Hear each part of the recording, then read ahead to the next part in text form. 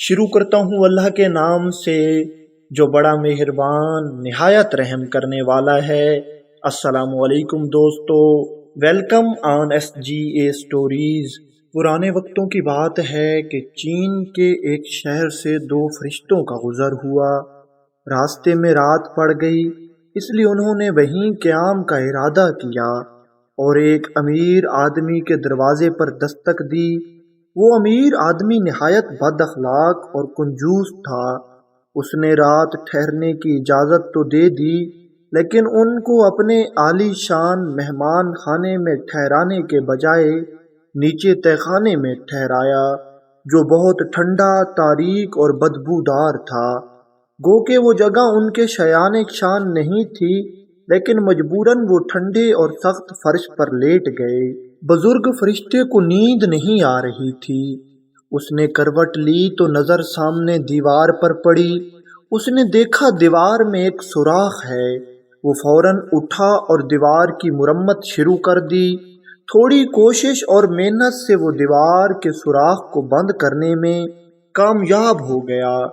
جب چھوٹے فرشتے کی آنکھ کھلی تو وہ بزرگ فرشتے کا یہ کام دیکھ کر حیران رہ گیا اور پوچھے بنا نہیں رہ سکا، اس بد دماغ شخص نے تو ہمارا ذرا لحاظ نہیں کیا، اور آپ ہیں کہ اس کی ٹوٹی ہوئی دیوار بھی مرمت کر رہے ہیں۔ برخوردار، حقیقت وہ نہیں جو نظر آتی ہے۔ بزرگ فرشتے نے مختصر جواب دیا، پھر وہ وہاں سے نکل کر آگے چل پڑے۔ اگلے دن وہ ایک گاؤں پہنچے اور رات پڑنے پر وہیں قیام کا ارادہ کیا۔ وہ ایک غریب کسان کے گھر گئے اور ان سے رات گزارنے کے لیے جگہ دینے کی درخواست کی۔ کسان اور اس کی بیوی بہت خوش اخلاق، مہربان اور مہمان نواز تھے۔ انہوں نے فوراً اپنے گھر کی سب سے اچھی جگہ ان کے سونے کے لیے خالی کر دی اور جو کچھ بھی گھر میں موجود تھا کھانے کے لیے پیش کر دیا۔ آرام دہ بستر پر انہوں نے بڑے سکون سے رات بسر کی۔ صبح جب ان کی آنکھ کھلی تو دیکھا کہ کسان کی اکلوتی گائے مری پڑی تھی۔ کسان اور اس کی بیوی اپنی گائے کے لیے رو رہے تھے، جو ان کا کل اثاثہ تھا۔ اس کا دودھ بیچ کر ہی گزر بسر ہوتا تھا۔ چھوٹے فرشتے کو یہ دیکھ کر بہت افسوس ہوا۔ آپ نے یہ سب کیوں ہونے دیا، جبکہ آپ کو پتا تھا کہ یہی ایک گائے ان کا کل اثاثہ تھی؟ اس نے بزرگ فرشتے سے پوچھا، حقیقت وہ نہیں جو نظر آتی ہے۔ بزرگ نے صرف اتنا کہا اور وہ وہاں سے نکل کر اپنی راہ پر چل پڑے۔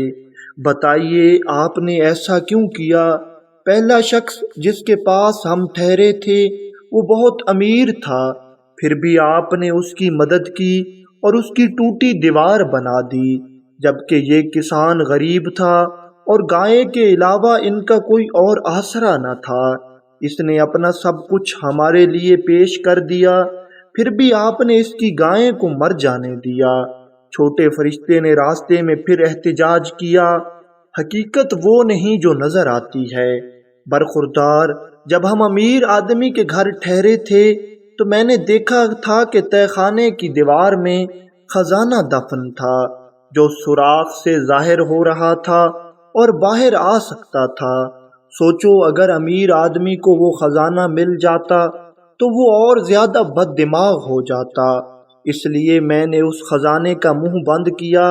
پھر جب ہم غریب کسان کے گھر ٹھہرے تو میں نے دیکھا کہ وہاں موت کا فرشتہ آیا ہے، جو کسان کی بیوی کی جان لینا چاہتا تھا۔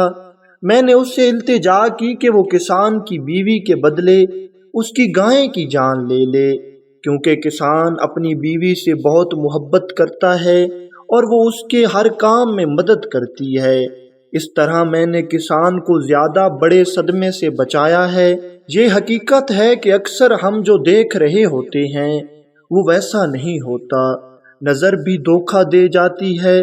کچھ بھی ہمارے ساتھ ہو رہا ہوتا ہے وہ اللہ کی طرف سے ٹھیک ہو رہا ہوتا ہے، لیکن ہم حقیقت کو سمجھ نہیں پاتے اور جلد بازی میں غلط نتیجہ نکال لیتے ہیں۔